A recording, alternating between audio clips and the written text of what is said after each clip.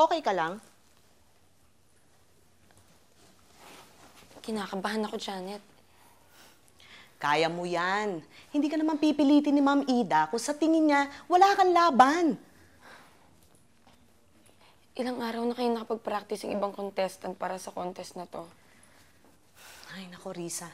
Balita ko nga. Buwan ang binilang ng mga contestants ng ibang bansa para sa contest na to. Yung iba nga months ago nandito na sa Hollywood para sa training nila. At naganap na nga ang contest. 4 na categories ang kinantahan ni Riza. Kabilang dito ang Broadway, Pop, R&B, Original Works. At isang duet, kasama isa pang lalaking mang-aawit. Tumagal ng 1 linggo ang contest na ito. Umabot sa finals si Riza hanggang sa dumating na ang araw para i-anunsyo ang mga nagwagi. Vocal Broadway 20. Riza Navales, the Philippines.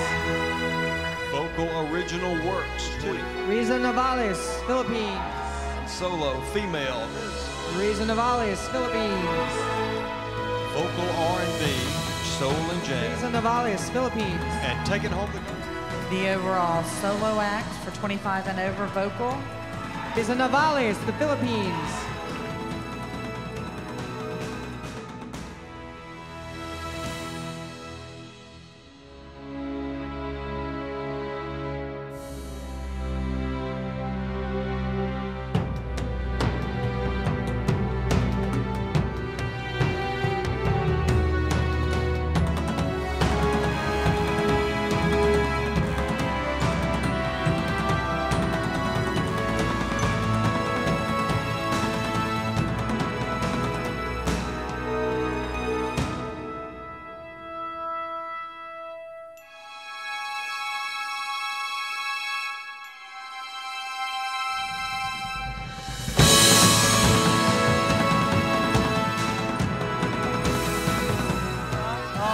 Smile!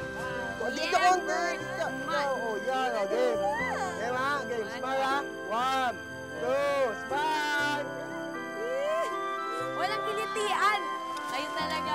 O, sige, kumain muna kayo. Pagpatuloy nyo na yung mga ginagawa nyo dyan. Ikaw, Chuma. Ay, pakain pa. Sige. Tuloy mo na para sa ibang Sige lang. Para saan ako to? Pa, kamusta po? Okay kayo? Okay na, kuya. Okay, anak. Maligay mo. Sige po. Maligay, anak. Sige po. Ma? Oh, ano kumusta? Masaya ka na, ha? Ma. Ang dami-daming sumulubong sa akin kanina sa airport. Parang buong Cebu sumalubong sa akin. Ganon ka namin kamahal, anak. At lahat ng mga kaibigan mo nandito. Pati mga kamag-anak natin. Kasi proud na proud kami sa'yo, anak. Totoong proud na proud kami sa'yo. Ma, hindi ko naman po maaabot ang kung anumang naabot ko, kundi po dahil sa pagsusuporta at pagtulong niyo sa akin. Kung di ba naman kayo naniwala na maganda yung boses ko, siguro naman hindi ko na tinuloy yung pagkanta ko, di ba? Noon pa lang, nung natalo ako nung contest dun sa bayan. Alala mo yun, ha? Opo. Di sana nag-quit na ako nun, di ba? Kaya maraming salamat po sa inyo. Hindi kayo nagsasawang sumuporta sa akin. Walang anuman, anak. Mahal na mahal ka namin. At ngayon na nakamit mo na ang tagumpay at sikat ka na, sana naman hindi ka magbago sa amin.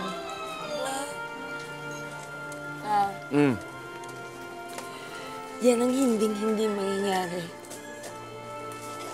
Dahil lahat ng ginagawa kong to para sa inyo. Hinding-hindi po ako magsasawa. Magpakailanman.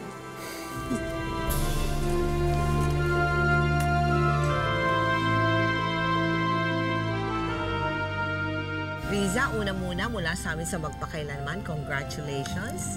Sa lahat ng karangalan, lahat ng karangalan na hinatid mo sa ating bansa, congratulations to you. Maraming salamat. Ano na ngayon, after getting lahat nitong mga karangalan na yan, mga awards na yan, ano na ngayon ang plano mo sa iyong career?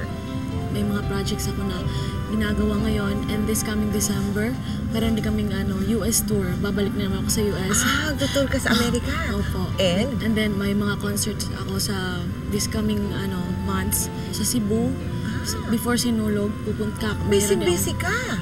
So, masasabi mo ba, Riza, na yung pagkakapanalo mo as champion dito sa World Championships of the Performing Arts, sa tansya mo, ito yung nagtulak sa'yo para, lahat ng mga biyaya, ayan, starting to come in. Ito ba? Parang ganun na po, tita. Kasi I was not expecting na ako yung ipapadala din sa US, diba? Tsaka Universal Records na ginawa rin ako ng first na album ko. Sobrang namangha ako. Kasi yung sa makeover lang ng 7 na ginawa sa akin, yun ang pinaka, ito na parang nandito na ako sa Manila. Sa Cebu, I was thinking na ayoko sa Manila kasi ang hirap-hirap doon. Mahirap to make it here, no? Samantalang doon, professional ka na, di ba?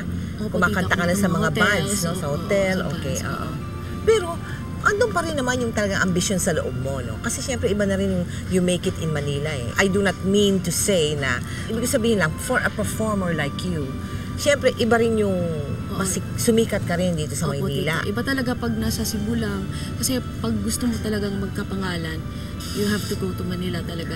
Tulad talaga, dito ang pinaka biggest thing na kung gusto mong maging kilala sa buong Pilipinas and sa ibang bansa na rin. Ano ang matututunan ng mga televiewers natin sa buhay mo, lalong-lalo na yung mga performing artists, no, like you, na nasa probinsya? Tiyaga, tsaka believe in yourself. Kung talagang may kaya ka, tsaka may talent ka, i-pursue mo yun. And then, also, through prayers, magdasal ka ng magdasal. And then, siguro, ibibigay sa'yo ng Lord na mga taong tutulong na lang sa'yo